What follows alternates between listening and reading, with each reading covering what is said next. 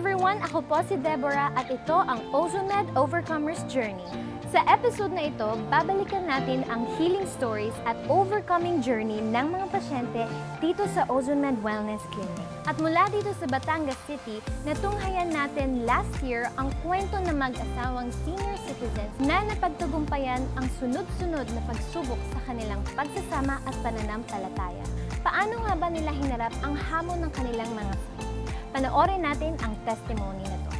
Colon cancer stage 3B. Ako po yung husband ni Mami Ellen, 76 years old. Missionary pastor po ako. Ako po yung na-diagnose sa stroke ako tapos na Parkinson disease. Nung ko po naalala si Dr. G, kasi Dr. Hilera po ay talagang close friend namin. Naalala ko siya nung nasabi niya, Mami, magpa-ozone ka noong pa po before pandemic. Sabi ko, wala naman na po akong nararamdaman. Ginanap ko po yung ozone meds sa YouTube. Overcomer.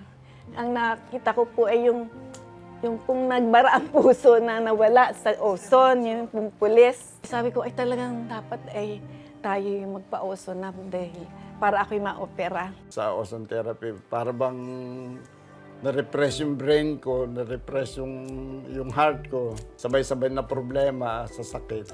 Hanggang sa unti-unti napansin ko, nakakalakad na ako. Pero nandun pa rin na naalala ko yung magpakatapang ka sa harap ng problema sa Panginoon. Ilagay mo lahat sa Panginoon. Kaya ang laki ko una sa Panginoon, din-provide niya yung ozone therapy sa aming mag-asawa para kami gumaling. Ako po si Pastor Albert Santiago. Nagkaroon ng na-stroke, nagkaroon ng Parkinson, pinagaling na ako ng Panginoon. Patuloy pa ako pinagagaling sa pamamagitan ng ozone therapy. Malaki po na itulong ng ozone therapy sa akin at sa aming mag-asawa. Ako naman po si Mami Ellen Santiago, colon cancer stage 3B, na ako po ay lumalakas at pinagagaling ng Panginoon dahil po sa ozone therapy.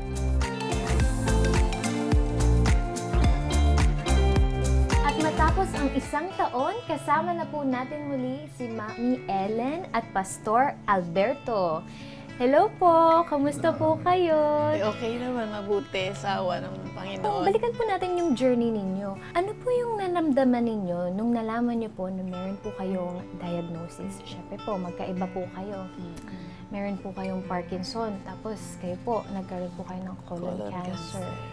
Ano po yung naramdaman ninyo? Ayaw pa sabi ng pastor sa akin.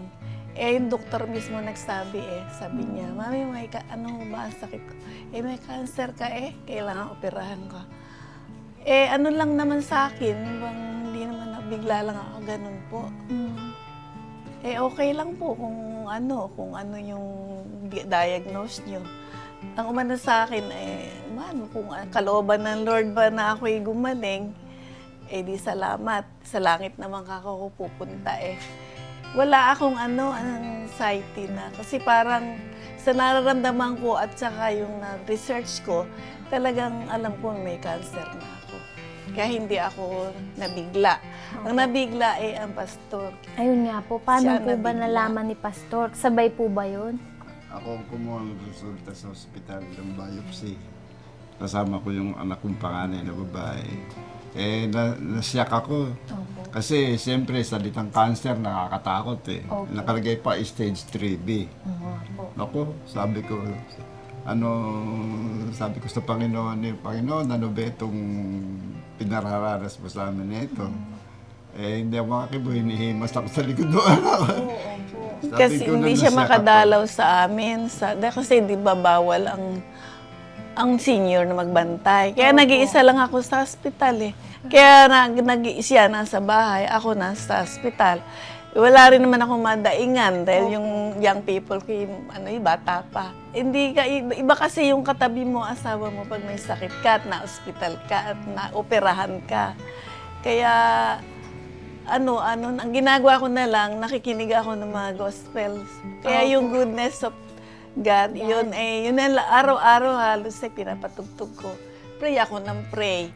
Kaya parang payapa naman ako dahil laging tumatawag ang daddy sa akin. Opo. Nag-video call kami. Opo. Kaya yun na, kaya sa kanya mahirap dahil malayo ako. Malayo din siya. Malayo kasi kami sa malalayo mga anak ko. Malayo kasi wala kami kamag-anak dito. Kaya Taga po Bulacan pala. kami, Opo. missionary nga kami. Opo.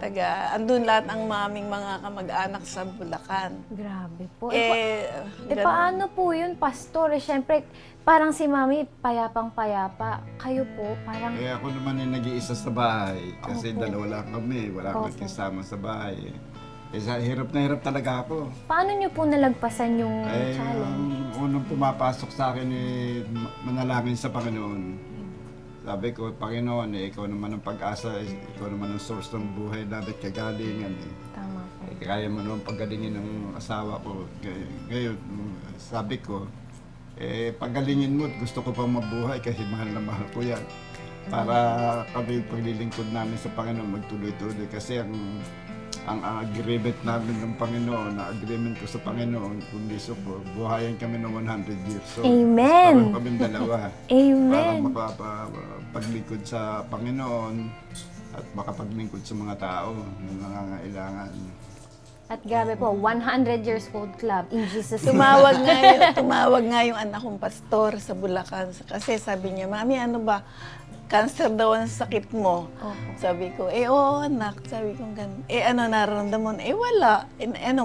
Hindi ka ba iyak ng iyak? Aba hindi, masaya nga ako dahil ano pang gagawa ko? Ang Panginoon lang naman ang mihawak ng buhay ko.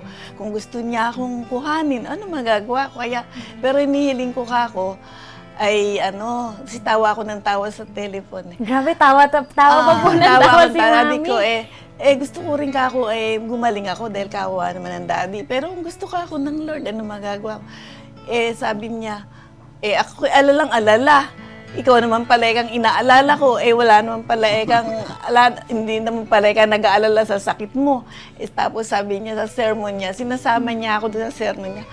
Tumawag ka ako sa mami ko ako yung nag-aalala. Yung pala mas malakas pa faith sa akin ng mami ko. Sabi gano'n niya. Sabi niya, okay naman pala mami sa'yo, hindi ka na-shock. Hindi. Sabi ba't ako, pag ako nasa langit, hindi wala na akong nararamdaman. At saka ako, masaya na raw, makita ko na ako si Jesus. Gano'n ang sinasagot ko sa akin ng anak. Hindi ako iyak ng iyak, hindi. Kasi alam ko na kaya akong pagalingin ng Lord kung gusto niya. Ngayon, tanggap ko na rin, accept ko. Kung ayaw niya, okay pa rin. Dahil Surrender na talaga kay Lord. Kung ano ang gusto niya. Inspirational talaga si Mami.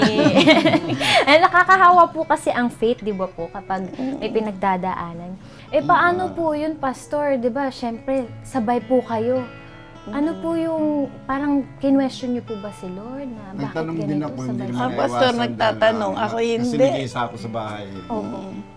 Siyempre, sa gabi nag-iisa ako. Hindi ako makalapit, hindi ako makadalaw. Napakahirap pala nun. Kasi sabi ko nga sa kanya, Parang long distance po. malaki na idadagdag sa kagalingan ng isang may sakit kung nayayakap ng loved ones, kung nadadalaw. Hindi ako makadalaw. Hanggang bakod na ako ng ospital. Grabe.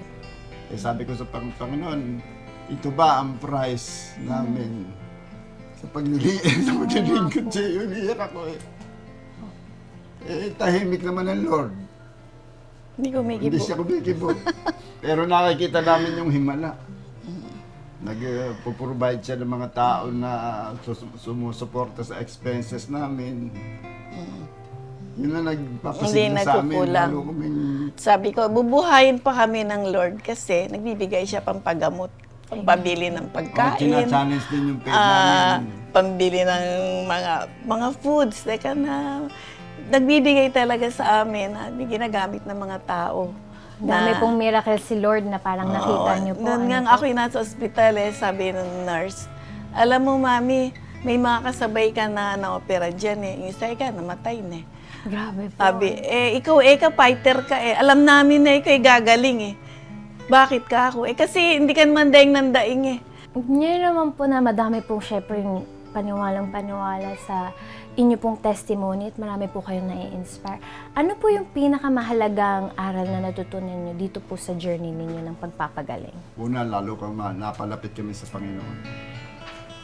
Pangalawa, lalo kami nagtiwala sa Diyos. Pangatlo, nagtiwala kami lalo sa ozone. Kaya iyan ozone therapy yung pinagaling siya.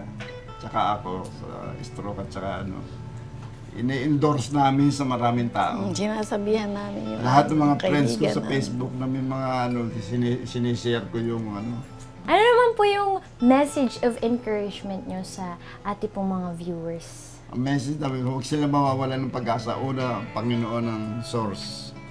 Siya ang source ng ating buhay. Pangalawa, manalangin. Humingi ng guidance sa Panginoon. At i-guide ka sa tamang manggagamot, sa tamang gamot, pagpapagaling. At ang aking masasabi, kung sila sila matakot magpa-osot, kagaya ko noon, natakot eh. Pinurob ng Panginoon naman na hindi ako dapat matakot. At nakita ko naman ang ginawa ng Panginoon sa pamamagitan ng ozone. Nasabi ko, ito kaloob ng Diyos sa tao ang ozone para gumaling sa maraming sakit. Tsaka nakita ko doon si Dr. Barales pinagaling. Yun Siya ang ako'y in-inspire gumaling. sa amin. Sabi na, yun nga, kaya niya binigay ito, gumaling siya. Gagaling din kami dahil siya ang patotoo. Thank you so much po for sharing yung inyong journey. Naku, marami na po kayong mai-inspire. Dahil po kayo ay magaling na, in Jesus' name, strong na 100 years club in Jesus' name. Yung mga meron pong mga Parkinson disease at meron pong colon cancer, ano naman po yung inyong message para sa kanila na encouragement po? Ang message ko sa kanila, katulad ng sabi ko noon, if you give up the battle, you will lose the battle. Hindi sila dapat give up kahit sila may sakit, di mawalan ng pag-asa. Dahil meron namang binibigay ang Panginoon na pagpagaling, lalo na ozone therapy. Kaya masasabi ko sa kanila, subukin nila, pumunta sila sa anumang, kung saan man sila nandoon sa sulok ng Pilipinas, na may ozone med clinic. Pumunta sila para mapatunayan nila at sumunod sila doon sa instructions para gumaling. Tsaka bago maniwala, subukin muna. Minsan ayaw na, hindi pa naman nararanasan. Kaya sabi namin, kami patunay, tingnan mo nga ako, biyaya na ng Lord noon. Nung may sakit kami, hindi kami makakain, hindi kami makatulog, hindi kami makakilos. Talagang dito kami nakaranas na kami lumusog, kaya lumusog, nakakain, nakatulog, sa tulong na rin ng Diyos. Na siya may bigay naman ng masarap na tulog. Amen. Ganun. Praise the Lord. Thank you sa ozone therapy, sa staff, sa lahat, kay Doktora, na talagang Doktora Barales, na kung di siya ginamit ng Lord, paano naman? Salamat ka ako nung ako'y magka-cancer, may ozone na. Thank Yun you, ang sabi Lord. ko. In Jesus' God bless name. ozone med. Thank you po. And thank you din po sa ating mga viewers. I hope na na-inspire po kayo sa ating message at story for today. And if you want to learn more about ozone therapy, please like and subscribe to our YouTube channel and visit our Facebook page, Ozone Med Wellness Clinic. Thank you so much for watching and God bless you. Thank you. God bless.